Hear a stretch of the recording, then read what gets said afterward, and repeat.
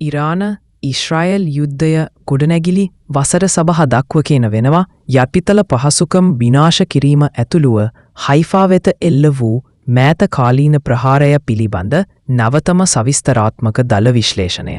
2025 ජුනි 10 සෙප්තේය වන දින අලුයම ඉරාන න්‍යාෂ්ටික සහ හමුදා ස්ථාපනයන්ට එල්ල වූ ඊශ්‍රායල් ප්‍රහාරවලට පලිගෑනීමක් ලෙස ඉරාන හයිෆා සහ ටෙල් අවීව් ඇතුළු ප්‍රධාන ඊශ්‍රායල් නගර ඉලක්ක කර ගනිමින් දෙවැන්ත මිසයිල් සහ ඩ්‍රෝන් ප්‍රහාරයක් දියත් කළය. හයිෆා වෙත බලපෑම. හයිෆාහි අවම වශයෙන් සිවිල් වැසියන් 8 දෙනෙකු මියගොස් 30 දෙනෙකු පමණ තුවාල ලැබූහ. නේවාසික ගොඩනැගිලි සහ ප්‍රධාන යටිතල පහසුකම් කිහිපයකට විශේෂයෙන් හයිෆා බොක්කටෙල් පිරිපහදුවට දැඩි හානි සිදුවිය.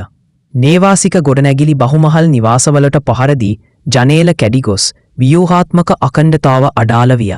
සුන්බුන් වලින් පිරුණු බැල්කනී සහ කැඩුණු බිත්ති සහිත නේවාසික ගොඩනැගිලක්.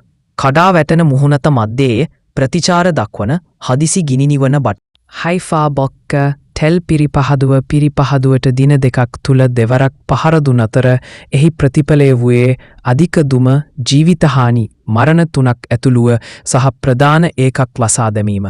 නලමාර්ග විදුලි සම්ප්‍රේෂණය සහ වාෂ්ප පහසුකම්වලට හානි වීම සම්පූර්ණ මෙහෙයුම් නතර කිරීමට හේතු වේ.